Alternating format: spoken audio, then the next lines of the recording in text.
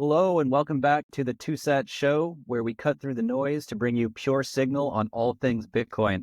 Today, I'm joined by the brilliant Gustavo Flores, founder and CEO of Swapido, a product and app powered by the Lightning Network that allows users in Mexico to convert Bitcoin to pesos and send them instantly to any bank account in Mexico. Gustavo, welcome to the show. I'm super excited to learn more about you, your story, and get your two sats on all things Bitcoin and Swapido. How you doing, man? Hey, two sets. Thank you for having me. I'm doing good, and you? Doing great, man. Bitcoin's nearing all-time highs again, pushing up. We're enjoying the price action, but more than that, I'm enjoying using Swapido right now to enjoy tacos de birria and many other things around here in Mexico. Yeah, how do you like living in Mexico so far? Oh man, it's great. It's such a brilliant place to live, and it's just kind of brimming with innovation and people curious and excited about Bitcoin. So I'm loving it, and I'm loving having Swapido recently, come into my life to be able to use my sats to enjoy everyday things once in a while. That's awesome. Thank you for using Swapino. Yeah, man. Thanks for the introduction to it, and I'll be using it a lot more, as you know. So, well, I'm really excited to kind of hear your origin story and dive deeper with you on what you're building here. You're obviously somebody that's done a ton of work already in the Bitcoin space, and now you've created Swapido, which it's kind of in its early stages, right? But just tell us a bit about that origin story and why you've dedicated so much of your time and your energy to Bitcoin and now to Swapido. Right. Well, I guess I can just tell you a bit about my life, and there's gonna be a natural connection to Swapino from there. Well, I'm quite young. I'm 27. I'll be 28 in a week. But I started Bitcoin maybe like 8, 10 years ago. I started just buying some Bitcoin, trading some shitcoins too.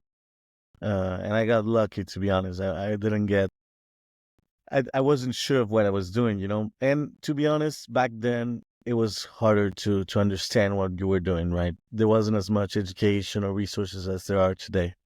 So I guess through error and trial, I understood that Bitcoin is different from shitcoins. And I also started working full time around 2017, 2018 in Bitcoin. First, I had a mining a room back in Montreal. Yeah, so I didn't mention that, but I grew up in Montreal, Canada, in the French speaking part of Canada.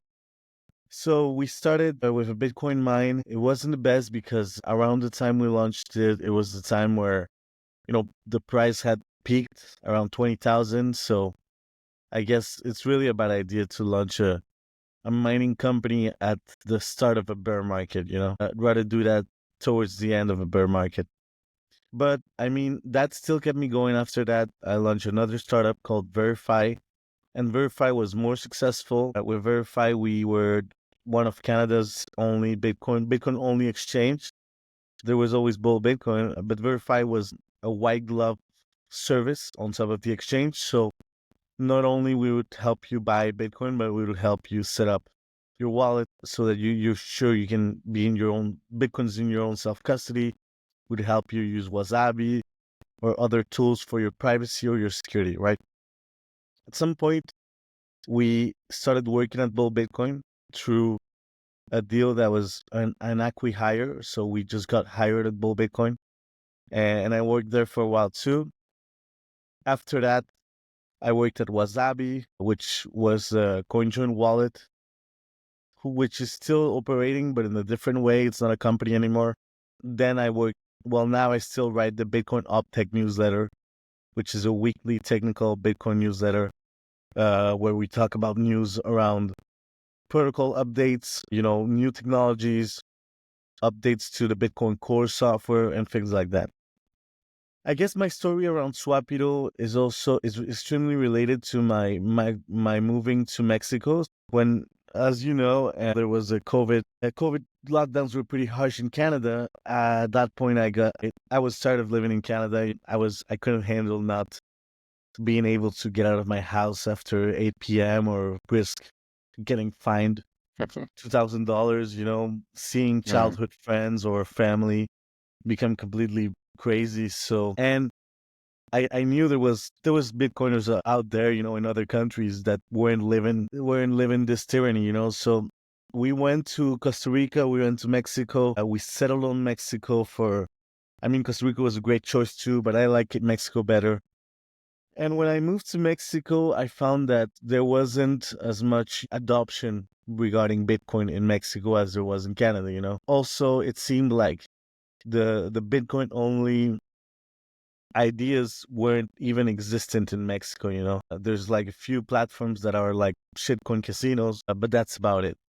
And personally, at first I wasn't officially a resident of Mexico. I was still on a tourist visa, so I couldn't sign up to any platform that allowed me as a customer in Mexico. So I created Swapido to solve that problem for people that are foreigners and expats to have an easier way to send money to Mexico, So today with Swapido, you can create an account whether you have a Mexican residency or you don't, whether you're in Mexico or you're not. And you can send money to any bank account using Lightning basically instantly, right? So you used it and you've seen that experience. So that was influenced by my personal experience moving to Mexico and having difficulty using other platforms. So it's Swapido is really about the convenience, the speed, but also the accessibility to interface with the Mexican banking system, whether you're local or you're not. Yeah, that's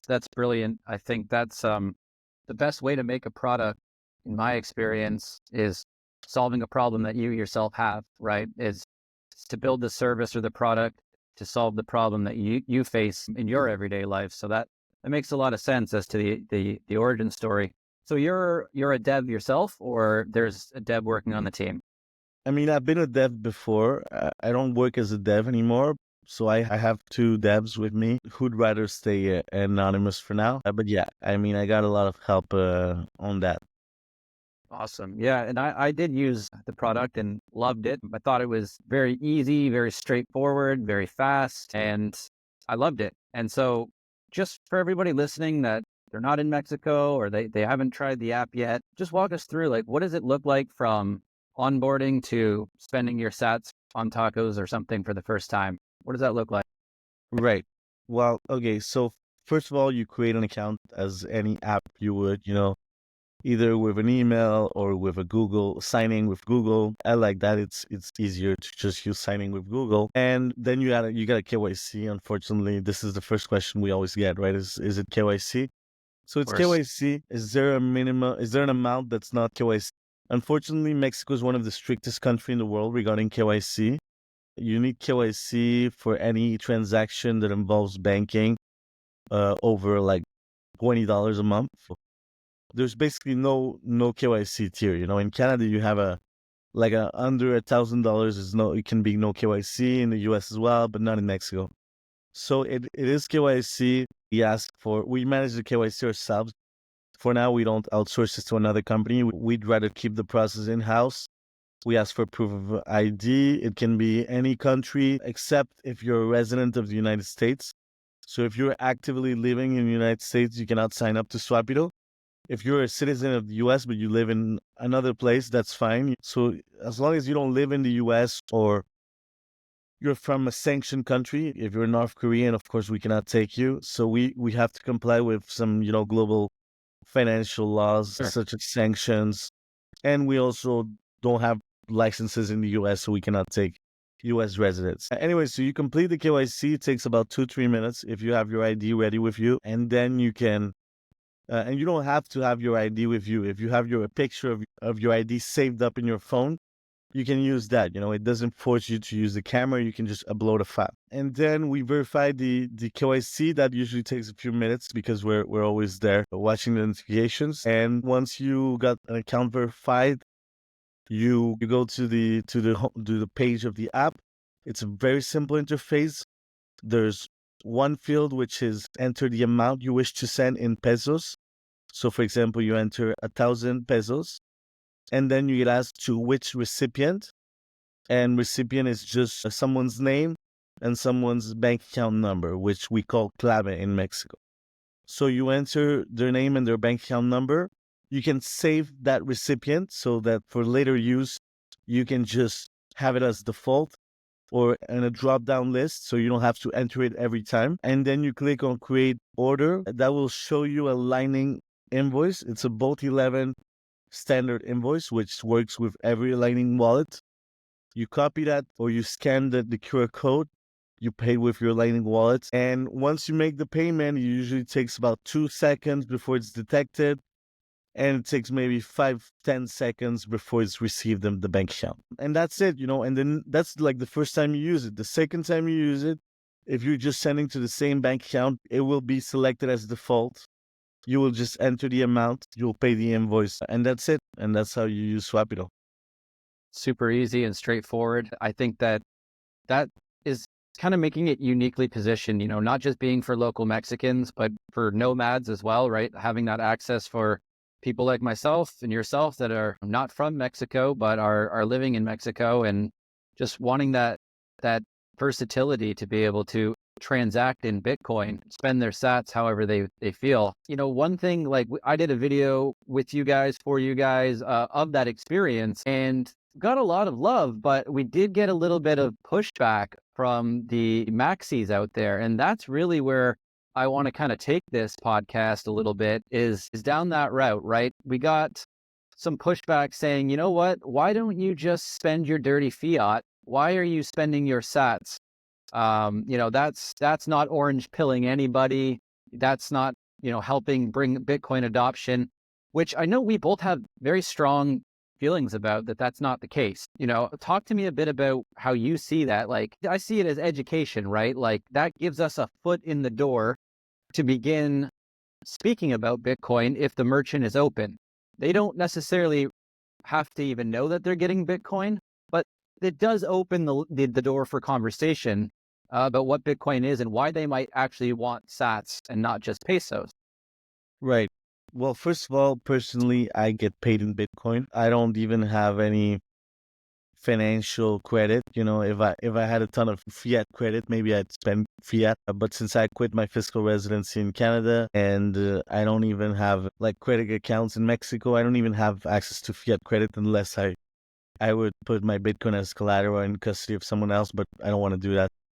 I'd rather keep my Bitcoin in my own self custody. So for me, it's just I get paid in Bitcoin. I don't even have any fiat. I don't even have access to fiat credit. So I have to spend Bitcoin to live, right? So Swapido just solves that problem for me. It allows me to spend Bitcoin in Mexico. And I have a residency in Mexico, but even if I didn't, I could just use it. So there's that, About spending Bitcoin, about like your taco video, for example, where you went to the store and you spend your sats, right? Well, in my case, like I just said, I just can't. I cannot. I don't even have the option to spend fiat, so I just have to spend Bitcoin.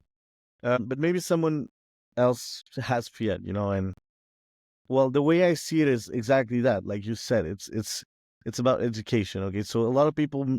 This is a very common question I get about Bitcoin in Mexico. It's like, what about people don't understand at all what it is, right? So they don't. One of the first questions is always, can I get fiat back? Can I cash out of it? Because they believe it's very similar to a pyramid scheme, where you can cash in but you cannot cash out.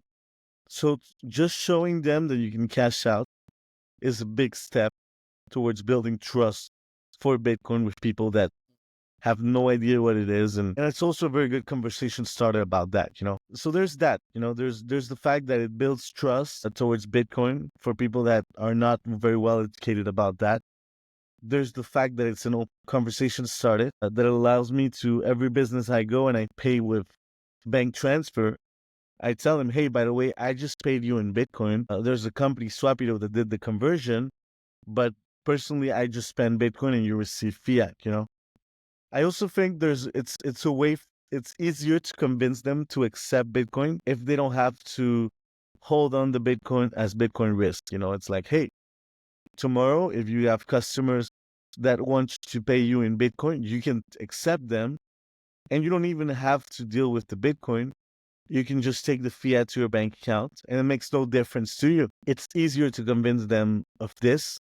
And then with time, they will naturally tell you, hey, I like this. I want to keep some of it in Bitcoin. How can I do it? And you can just show them to accept it and not convert it right away after. So it's a way not only to start a conversation and to build trust towards Bitcoin, it's a way for merchants to have an easier way and something with less friction to accept Bitcoin as a form of payment for their business and later move down the funnel to a point where they accept Bitcoin and keep the Bitcoin as well. So, I mean, people are always going to disapprove of anything. And if a lot of people don't want to spend their Bitcoin, that's fine. It's all a personal choice. This is just an option for the people that have to, that want to, and that's it, Yeah, well said, man. I think it's way better to have that optionality for both the user and the merchant to accept, whatever makes sense for them and to spend in whichever way makes sense for them. And I think it's much better than trying to shove this down people's throat and like convert them by force of like, if you have to accept my Bitcoin, it's like, just I can pay in my Bitcoin and you can receive the currency of your choice. Obviously, we think it's ideal to, self-custody your own Bitcoin, but you're trying to convince people that are maybe not super financially literate, or they're skeptical, they've never had any education around this before, and so, they just want the fiat. But as you just pointed out so brilliantly, like that's where the education opportunity comes from, where people start to maybe watch the chart after or ask questions like, wow, maybe why would I want to hold the Bitcoin instead of just getting pesos? Maybe I just want half of the payments in Bitcoin and the other half I convert, whatever they need to run their business. But at least having that versatility and that optionality is good on both sides and gives us as Bitcoiners a really, really good opportunity to just begin a conversation that maybe they otherwise wouldn't have even, to. Yeah, exactly. And it's also important for people to remember that, this world is big and people have different conditions everywhere. So the way Bitcoiners see Bitcoin in the United States is different from the reality in Mexico. Sometimes it's important to consider that the reality is different elsewhere. The problems are different elsewhere. The approach is different. I believe this approach is good for Mexico. It's maybe less interesting in the United States. For example, here's just a very piece of information. You know how many adult American households manage financial assets directly? Like they buy stocks or whatever financial assets?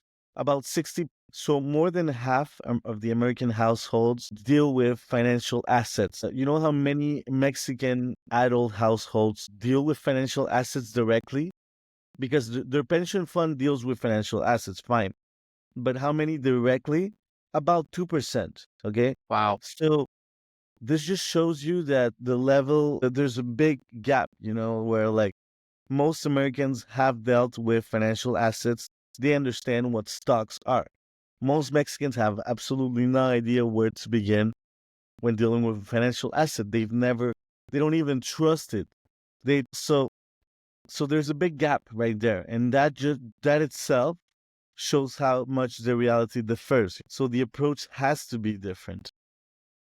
Yeah, well said, well said. I think that's the key point in why education is so important, right? Because if you've been educated from a centralized institution, for generations, which all countries have, but the level of, free thinking to kind of step outside of that, it varies from country to country, from family to family, right down to that microscopic level of family to family. And you need sometimes just one person in that family to start to take an interest in these things, and you can really change the family's future and also just the adoption in general. But here in Baja, it's not super popular, but there are small little circular economies starting to pop up, and having that frictionless technology, frictionless being the key word here, like Swapido, really allows us to get a foothold. And so talk just a bit about like, let's say I go and I'm using Swapido and I'm going to go, my anniversary is tomorrow. I'm going to take my girlfriend for a massage and we're going to go out to dinner. I'm going to use Swapido for something, there maybe. If the merchant was even slightly curious, how would you begin personally to to have that conversation with them about what's going on there and why this might be useful for them. Right, right. Well, I mean, the first argument to me is always it's gonna bring you more business. And from who? From myself. Okay, just start there. It's like I'm not gonna talk about some abstract potential future where Bitcoiners come to your shop. Maybe that could happen. Fine. Let's just begin talking you and me. I'm gonna shop more at your shop. I'm gonna buy more of your products if you accept Bitcoin. If you want to be a Mm. Bitcoiner. So and that's just right, and that's true. I'd rather go to to a restaurant that will take the Lightning payment, and if he doesn't want to start with taking the Bitcoin, we can just start with Swapido. Okay, let's. Okay, you don't trust it yet? Well, I'll show you how easy it is to get in and get out of it. So you can understand that this is not a gated financial system, which most of them think they are. Okay, so here's another interesting stat about Latin America. They asked people how many. I think there was this, if I remember correctly, there was this survey where they asked people in Mexico if they had used crypto, and about like 10% of Mexicans said yes, which is extremely high. And then they asked them which crypto, and about 20% said Bitcoin, and the 80% didn't say. Maybe 5% said Ethereum, but the like 75% said coins that don't exist, like OneCoin. They said Ponzi's basically. A lot of Ponzi's in Latin America, crypto Ponzi's, not crypto altcoins, but crypto Ponzi's that define themselves as Bitcoin are a big thing. Okay, so most people know about Bitcoin. Most people that have heard about Bitcoin think it's a scam because their family was scammed by a Ponzi that pretended to be Bitcoin. Okay, Mm. so there's this preconceived idea that Bitcoin is a scam because they confuse it with a Ponzi that branded itself as Bitcoin. So it's important to build trust when that's the idea. So and showing people that you can get in and out of Bitcoin and move back to fiat builds trust for them. So yeah, so that's the approach I've used several times just to show them that this is going up constantly, that this is something that you can get in and out. This is something that is a free form of payment, free form of method of payment, where nobody can seize it, nobody can censor it. We can just transact between me and you, between you and me, and that's it. So, I mean, I think, and with time, it's usually okay. I go to your shop once and I pay you with Bitcoin, and every time they have more questions, they just begin to go down the rabbit hole. And I think that's the approach.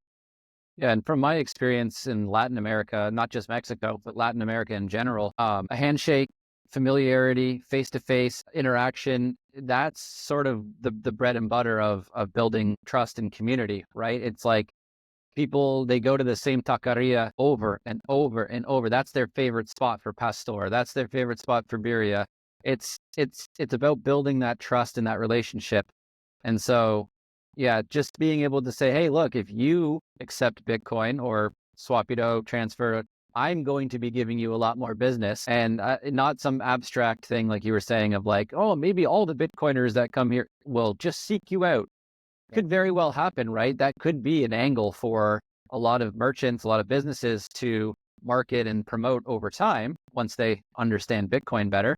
But just the face-to-face interaction of like, I will be there spending my money with you because I know you, I like you, I trust you, and you accept my Bitcoin. Well, that's exactly right. I think that because why I say this, because, for example, I remember going to like a burger place in New York back in 2019 and saying, "Hey, I found you online on this BTC map that used to exist, not the current one because it didn't exist back then." And telling them, "Hey, I found you on this map. It says that I can pay with Bitcoin." They're like, "We at some point in 2015 we did it, and then there wasn't a customer that paid in Bitcoin for like a year or two. We switched staff. Only the manager knows how to do it. Only the owner knows how to do it. Mm. So it's like if you were in Spill somewhere, and you tell him to accept Bitcoin, but you don't intend to go there, most likely no one's gonna go there for a while, and they're just gonna forget about it. They'll just switch staff. You know what I'm saying? So this is why I think it's important for you, if you wanna get someone to accept Bitcoin, for you to then go like repeatedly go and shop there. So that's what Yeah. I try to do. Yeah, that familiarity again breeds trust, and they often have more questions every time you see them, right? The first time, extremely skeptical, which even in Canada, like in my experience, people were still skeptical, right? There might be more adoption, they might have heard of it, but they still think, oh, Bitcoin's a scam, it's a Ponzi, right? And all of this. So, you know, just going and exposing them to like the functionality and the versatility and like you said, the ease of getting in and getting out of Bitcoin to their local currency, it does a ton of good for building trust. And they do have more questions, right? Every time you're like, oh, okay, a little bit more, they're a little bit more curious. And eventually they could just accept the sats. And what would that do for their business? I mean, I think it would do a monumental amount for shifting their economic future, right? So obviously that's too intense to start with because a lot of people in Latin America are just getting by, right? So Right. they're worried about having enough on their books to continue operating. But when they start to understand the power of Bitcoin over time, then you've really done something good for them. I mean, the way I see it is not just it's a whole package in the way I see it. It's not just about them buying Bitcoin and that's it. So many people I've met in my life, hundreds, where Bitcoin has transformed their whole life.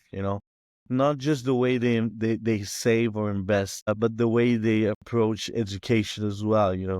The way they approach just their philosophy on life, about having short-time preference versus a long-time preference, adopting, educating themselves more, wanting to pivot to better industries. This is just something that I've seen, and I think this is the way Bitcoin impacts people's lives. It's easy to just say, hey, everybody should just fiat mine and stack sets, but a lot of people don't make a lot of money, right? So they cannot even save. But maybe this wakes, maybe it's 1 out of 10, but maybe that 1 out of 10, it wakes something up in their head and it makes them want to study, how to code.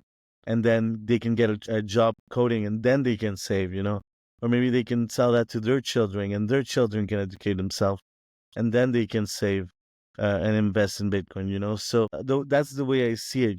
It's a package that comes all together where you just change your perspective on life and you're like, hey, I could live different style in a different way. I could do things more for the long term. I could save. I could focus on building skills that will allow me to save more. That will allow me to earn more. Or I could come to this Bitcoin meetup and learn stuff, meet other people, meet fellow founders, launch a startup, and on and on and on. Get a job at a Bitcoin company. It opens so Yeah. many doors, right? So this is the and like I'm not talking about imaginary things. These are the stories that I've seen throughout these years, and this is the way I've seen people change their lives. So I believe this is definitely real. Yeah, that's the most beautiful part about being in Bitcoin really. It's not just the number goes up. It's the way it completely reshapes and revolutionizes the way that you see the world and the way that you see yourself in that world and the role that you're able to play in your limited time here on Earth. I know it's really changed my whole world, and I know it's done the same for you, right? It's given you that optionality. It's removed a lot of friction. It's allowed you to meet amazing people, build innovative technology. And for the average person who feels like they can never get ahead, Bitcoin reshapes the way that they see things. And like you said, maybe they get a job in a Bitcoin company. They start to be paid in Bitcoin. And what does that do for them? I mean, that changes the whole course of their life, right? And changes the way that they show up because now they have hope, they have options, and the world is in front of them and not holding them down. And I think a lot of people feel like the current centralized financial systems that they're born into are stifling their creativity or their passion, right? For sure. And beat inflation through saving in Bitcoin. Well, that's just great too. There's a lot of levels to it, right? It's Exactly. There's however a lot of deep you want. levels. Yeah, it's however you want to take it, right? But with fiat, there really isn't that, right? And that's why we do see really, high depression rates and all sorts of different degrees of struggle, right? So yeah, if you just want to stack your sats and, preserve your purchasing power, amazing, great. That's a huge Right. first step. And maybe that's as far as people take it, but there are these deeper layers to it that, inevitably once you're exposed to Bitcoin and you hold it for any lengthy period of time, man, you start to open your eyes, you start to get a little bit more curious. And from there, I mean, it's endless possibilities. That's exactly right, and it's also about, just it's a bit of there are a lot of people have there's these ideas about like psychedelic drugs, and Aldous Huxley wrote this book, about the doors of perception and how like taking magical mushrooms opens doors of perception. Well, I think that's exactly what Bitcoin is. It's Bitcoin itself is it opens doors of perception and doors of opportunity to you, and you can choose to take them. You can also choose not to take them because maybe you have already you're already happy with the way your life is, So yeah, that to me is core to what Bitcoin has been in my life, and I've seen it be in others people's lives. Yeah, that's a really great shout out there to the doors of perception. I love that quote. I love the book, and I love everything surrounding that. And yeah, I know it to some people that Bitcoin is a mushroom. That's not what we're saying, but we're saying that it changes our perception in a way that, it illuminates our psyche, right? It illuminates the world around us and our own thinking and what's possible. So I really like how you mentioned that and tie those two things together because that's been profound in my life as well. The psychedelic experience. It's really changed the way that I've seen the world. And Bitcoin is the same feeling of awakening when you go deeper and you understand the power of what you hold in your hands. It's like it's really it's kind of mind blowing. Exactly. Yeah, man. I want to read you just a quote, just sort of that I saw on Twitter the other day from Francis, who's from Bull Bitcoin, Yeah. it's in line with what we were just talking about Swapido and, the fiat and sats thing. Yeah. It's Francis, why do you spend your Bitcoin? How else am I supposed to pay for stuff? With dollars? What dollars? Why would I own dollars? And when can I own Bitcoin instead? If you're not spending Bitcoin, it means you're totally short Bitcoin, and shorting Bitcoin is totally insane. Does that quote resonate with you at all? Is that sort of how you see things? Yeah, well, I mean, I retweeted that right away, and I've been friends with Francis for a long time, and I think Jack Mallers also launched a product recently where he basically has the same message, like get on zero, stop using fiat and just earn in Bitcoin. While the product he launched allows you to receive your paycheck and immediately convert it to Bitcoin, and then pay your bills with Bitcoin and just use Bitcoin, So yeah, I mean, I agree with that. That's how I've been living for years already. Yeah, sometimes I get my pay and the price tanks and I lose like 10% of what yeah, sometimes it sucks. Sometimes the other way around. Usually it's the other way around. I get paid and it just goes up and, I don't even have to think about it. And like, I just increase my purchasing power, But yeah, I Yeah. mean, if you can stomach the fact that sometimes you're gonna lose on the short term some purchasing power, it's also about how much money you spend. When you have it all in Bitcoin, you just spend less money because you want to less your Bitcoin than your fiat, So it's about that too. I'm not saying people cannot have fiat credit strategies, right? You're able to get a bunch of credit in fiat and you want to spend that fiat at a very reasonable interest rate, go ahead. That makes Uh-huh. sense, If you already have a wage in fiat and there's no way for you to get in Bitcoin and you would lose if you get a Bitcoin job, that's fine, Yeah. It's all variable to each and everyone's personal situation. My own is that I earn a wage in Bitcoin and I love it. It's I wouldn't want to go back to earning a wage in fiat and using a bank account to earn my wage and having it all tracked by governments and banks, I just get my Bitcoin to my own self custody. Nobody but my employer and I know about it. And then it just grows in purchasing power on average. And I spend less because I have it in Bitcoin and I'd rather spend less. So I don't really see the downsides to it. So yeah, but I mean, in the end, I'm lucky to have a Bitcoin job as well, right? I'm lucky to have a wage in Bitcoin. So I consider myself blessed and lucky. So Yeah. I Well, you know also not everybody you took has the the risk. Yeah, not everybody has that luxury, let's call it. I mean, from the outside looking in, maybe it's not a luxury. Maybe it's a huge gamble. Maybe it doesn't fit your situation, like you said, right? Maybe you've got a great job that pays you well in fiat, and you just want to DCA into Bitcoin and have that on your side as well. But you took a risk early on, and it's clearly been the best decision you could have made for yourself. And one thing Jack Mallers says a lot, and he's been making this point a lot lately, and it's really helped drive the point home for me, is that like his life has gotten 50% cheaper in the last 5 to 6 months. Bitcoin has doubled. That what does that do for your lifestyle, right? Your purchasing power is not only protected, but it's amplified. It's amplified by a magnitude, and now your everyday life is cheaper, and that does not happen with fiat. Your fiat depreciates in value. The cost of goods goes up. It doesn't trend to zero like it should, like Jeff Booth always talks about. And so just really drilling home in our heads that our life gets cheaper on a Bitcoin standard, so to speak. It really does. Like you said, sometimes you're going to get your pay. There's going to be bear markets, but that's ultimately where you're stacking more sats in the bear market, which is going to appreciate more over time, and your purchasing power is going to go up and up and up. exactly. It's like, okay, it just went down. Well, spend less money this month. That's Yeah. it. Yeah, that's your solution. That should be your solution to when it goes down. That's it. Yeah, and who doesn't want to see their life get, 10, 25, 50% cheaper every year, or on average, the compound annual growth rate of Bitcoin is somewhere around, I Exactly. believe, 65%, right? So just having that, as a weapon against centralized systems that just kind of they don't appreciate in that same way is a huge tool in the toolkit. Exactly. I totally agree.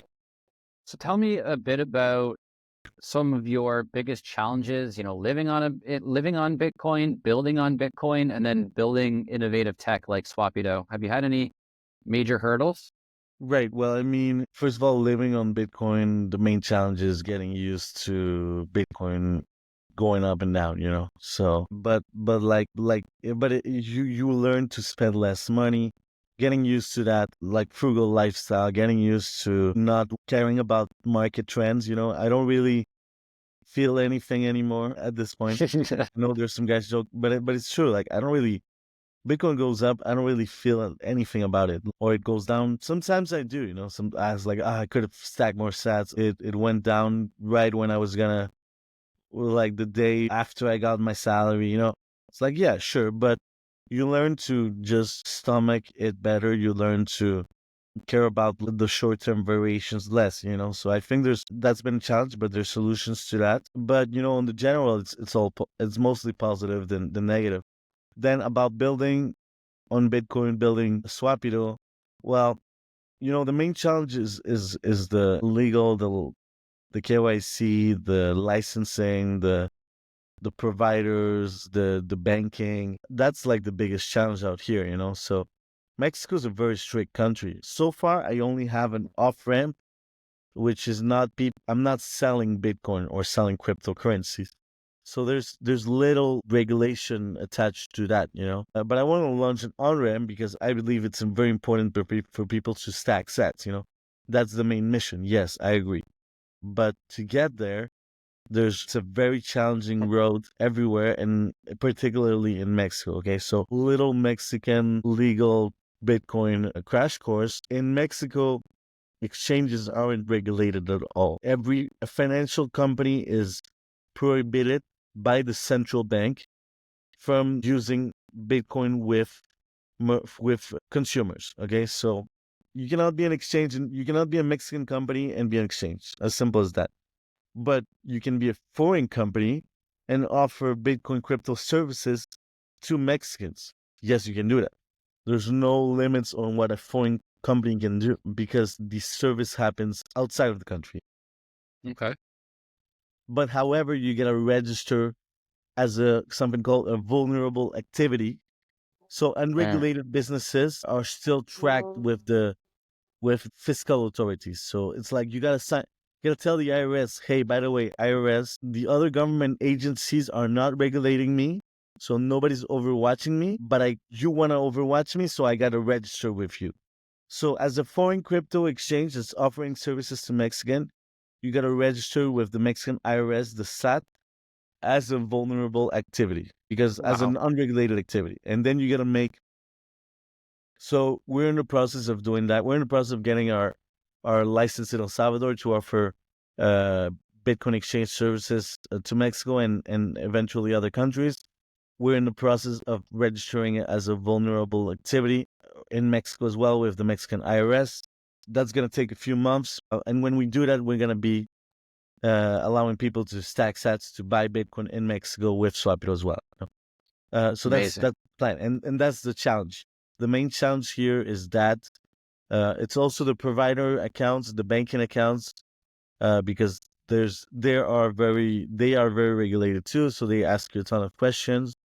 I guess that's all. The main challenge in this business has always been the legal, the banking, the provider accounts, the interface with the fiat system. And on the tech side, I guess in some way, I wish there was more Bitcoin funding for open source developers. And there is already, there's Bank, there's OpenSats, and there's a few others that finance Bitcoin open source devs. But for example, as I told you, I write the Bitcoin OpTech newsletter, and sometimes I just see things, hey, it's like this is going well, but if there was maybe a few more developers on it, it could just go faster.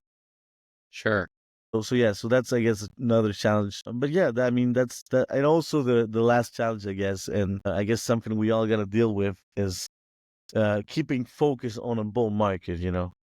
When the price just keeps going up like crazy, it's hard to stay focused on the job. Yeah, So that's yeah. a challenge too. But I mean that's I mean this it's a good thing. It's a good problem to have. Yeah, It's a yeah. good problem to have exactly. So yeah, that's about like the challenges I face. Interesting. Yeah, that's a very good amount of insight because yeah, I know there's a lot of red tape and hoops you got to jump through to be able to even offer these services here, and that's a control thing, and Bitcoin kind of flies in the face of that, so it's threatening to the system, and so obviously they're going to make it difficult, and but I think that really shows how serious you are as a CEO, as a builder, and how serious Swapido is as a company and as a piece of tech to do the right things the right way and really be able to take root in the country. And I assume, around Latin America in time, just to be able to get more of this functionality in the hands of the everyday person. I think a lot of people think that some of this stuff just is fly by night. It just pops up and, it's going to be regulated into oblivion and you'll never see it in a year from now. But when you hear just how far you're going to make sure that you do everything correctly, I think it should give people a lot of trust in you and what you're building. Thank you. Well, I appreciate that too, Seth. I'm very serious about this. Like I said, I wanna. What I think is, I think it's Bitcoin only solutions in Latin America are inexistent. There's a few out there. There's Osmo in Guatemala. There's already Capital X in Mexico. Shout out to them. So there's a few already, but we're very far from what has happened in the United States, where you have many options nowadays, even in Canada, even in Europe. So I want to get to that point where I consider this to be a very strong economic bloc. And its influence in the world is going to grow. You got Asia, you got the Middle East, you got Europe, you got the U.S., and I think Latin America is an economic bloc by itself as well. So I think we need to see more solutions that are Bitcoin only in this region, and that's what I'm trying to build. So yeah, I'm very laser focused on this mission, and I want to see this happening. But it also forces me to be patient because things take time, and it's easy to be impatient, and it's easy to want things to happen right away, but they'll take time, particularly when it concerns building software and when it concerns getting license and approval from governments. But we'll get there. And people tell me like, but like you're just building like KYC stuff. There's not a lot of value to it. The way I see it is this is needed nowadays. We need to make money too. I don't come from a wealthy family. I could have, I could be way better off if I would have hold it I would have bought more Bitcoin early on, but you never buy enough Bitcoin, so that's it. So I need to find ways to earn money to later finance other things that I want to do that are not KYC focused, that would help on privacy and self custody. Because that's not where the money's gonna be made. The money's made in the exchange business, and then you can finance other stuff through that. There's like 5 business models that I've identified in Bitcoin over the past 10 years that make money. There's the exchange business, which is the 90% of the money in this business. There's the hardware wallets, which is a very honorable business because there's no KYC involved, and it's very good for the self custody. But I mean, it requires very advanced, specialized expertise that I don't have. I'm not a hardware engineer or an electrical engineer. Then there's payment processing, which is very similar to exchanging, which is somewhat smaller, but it's still a thing. There's credit, there's offering like Latin or on-chain where they make money on borrowing and lending, but that's very risky too, and that's KYC as well. And finally, there's CoinJoin, which has been like outlawed in some way by the U.S. Yeah. government. And that was an honorable business too, but it got shut down. So, yeah, there's not a lot of options in this market if you want to make money. Maybe there's niche, small ones, others that I haven't mentioned, but for the most part, those are the main businesses in this market. So yeah, we gotta earn a wage, and then we can invest in open source tools, education, new technologies that don't require KYC, that advance privacy and self custody. That's part of our long term mission, and we're very focused on Latin America as a region because we just believe it's a step behind from other regions, and it requires builders to focus on this. I love that, man. And I think it's great that you shared all of that because it's an important distinction of somebody that's coming in to just extract value out of Bitcoin versus somebody who's kind of following the value for value principles, right? Like you're providing something valuable and that's going to allow you funding and resources to continue to innovate and build other things as well. Because as you well know, and as you said, there is no money in privacy right now. There's barely money in these other ways, right? Like you just said, it's very hard to get funding for open source development, which is really, really crucial to advancing the Bitcoin mission and the narrative. But you have to be able to fund yourself to then be able to innovate on the privacy side of things. So I think for me, the best thing in getting to know you is that I've learned that your principles are very much in line with the plebs, with the average everyday Bitcoiner of privacy focused, sovereignty, freedom. And this is just one way that you're able to start getting a foothold and then transition into the things that matter. And that behind the scenes of this KYC product, you still encourage self-custody. You still encourage, stacking sats, moving them to cold storage, and just using the tech that you've built to do the other side of things as well for now. Exactly. I've been working on like I said, I worked with Wasabi for years, and we got shut down because of the government crackdown. I'm still a big supporter of CoinJoin, and I tell everybody to use privacy tools. Even if you have KYC coins, I think there's value to it. So yeah, I mean that's my life goal. I could just I could anytime get a fiat job and make way more money and just fiat mine and stack sats and that's it. And just think about myself. I'm not saying I'm doing this out of altruistic reasons only. I do this because I'm happy building for Bitcoin too, but just to say that, Absolutely. yeah, I mean, that's the way I see it. That's the way I want to that's my vision. I hope I'm successful, and I invite others to join me in this mission to give me feedback about what should be built, to also advance this mission in general, So yeah, it's a collaborative effort as much as I want to do this myself. I want others to join me, and I want others to collaborate, and I want to collaborate with others, right? So yeah. Yeah, that's very much in the spirit of Bitcoin. And I really love the way that you guys go about doing this all. It's in a very grassroots way. The marketing, the outreach, just the way that you encourage people to, try out the product. I've seen you say many times, hey, if you're in Mexico, tacos are on us, try out Swapido next time you're here. I think that's a very direct, hands-on way to get people experiencing how easy and simple it is to use Swapido. And then from there, stack sats, explore the whole menu, so to speak, of what's possible within Bitcoin. But so tell me, just in conclusion here, as we wrap up, man, like you've got a big 100K party coming in La Casa de Satoshi. Tell me a bit about that and go from there. Right. We don't have a date yet, but it should be around the 10th of January, about around that week. Mexico's a very family first country. We couldn't, like, people are already out of town or they already have like posadas, which are like Christmas parties. So like it wasn't a good time to do it right now, But back when people, like, for people that are not Mexican that could listen to this, I want to say that like you can, like, Mexican posadas are like Christmas parties. If you have like a Mexican job, they start around this time, like Christmas parties in the US and Canada. But then a lot of Mexican families will literally make parties every day from the 16th to the 3rd or 6th of January, I believe, 7th of January.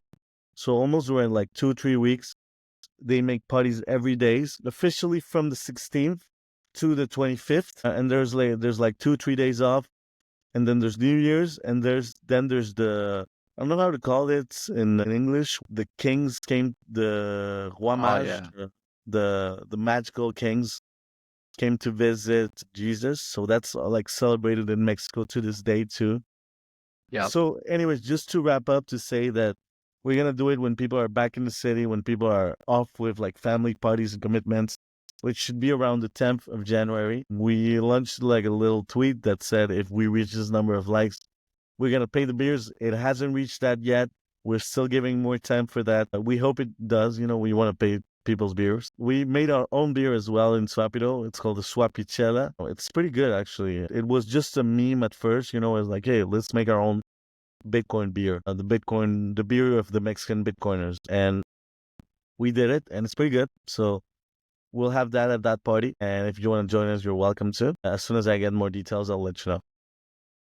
Yeah. All right. Well, we'll have that tweet passed around so that we can get the cervezas on you guys for sure. You can find Gustavo and Swapido at Swapido BTC on X, where you should go and do your part to get those cervezas covered by Swapido. There's a pinned tweet that you can go and interact on to get them to their target. And I highly encourage everyone to go and do that so we can have a good time at the 100K party. Just before we wrap up, man, leak a little bit of alpha for us. What's next for Swapido? What's the next product? What's the next service that's coming out? Well, we're working on improving our current offering, okay? So at the same time, I'm taking steps on the legal route, getting licensed, getting entities, getting the approval from governments to operate at the buy side as well. We're moving this week. We're going to be launching the app, everything in Spanish too. So far, it was only in English. We thought it was going to be bigger with the expat market at first, so we just did it in English. But it turns out a lot of Mexicans have signed up to it. So we're doing the Spanish everything too. So that's coming up very soon. Very soon, you're going to be able to pay any debit card in Mexico.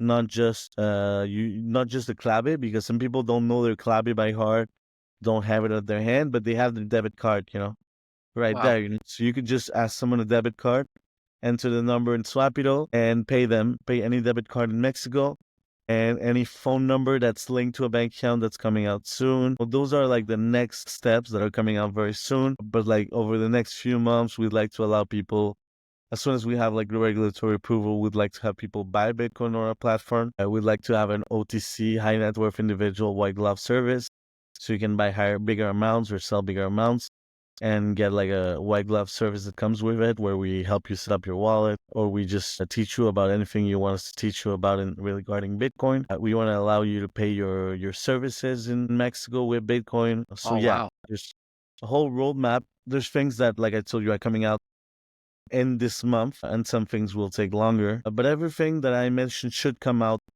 in 2025 max, Brother, I love those options. The biggest thing I hear there is friction removal, right? Being able to send it to a phone number or a debit card instead of just a clave. Friction removal. I love that. That's going to help just increase adoption and use, I'm sure, by a lot. So that's cool. Right. And one thing I really, really want personally as a service is that ability to pay utilities, everyday bills through the app like that. So that's something that we do see with some other apps in other countries where you're able to pay bills just through their app with your Bitcoin. So that's something I'll definitely be looking forward to using. Yeah, well, let's talk more in private about what you need, and we're gonna build it. But yeah, that's definitely something we want to do. And I forgot to mention Swapido right now is only Lightning, so we're gonna add on chain as well. Yes. So yeah, that's about it.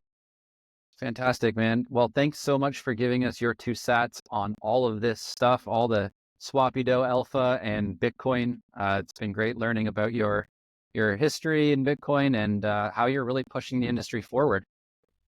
Thank you, two sets. Thank you for having me. It was a great time. I really enjoyed our discussion. Thanks to anybody that's listening. If anybody wants to send me a message on Twitter or anywhere else, you're more than welcome. I'm looking, like I said, for feedback, for collaborations. So everything's very welcome. Thank you. Where can they find you on Twitter other than the Swapido BTC handle? Yeah, well, my handle is Gustavo JFE, sorry. But I'm sure you'll link it somewhere in the comments, right? Absolutely. We'll have all of your information linked in the show notes and encourage everybody to reach out, ask questions, collaborate, and try the service if you're ever in Mexico. You won't regret it. It's fantastic. We'll talk to you again soon, brother. Awesome. Thank you.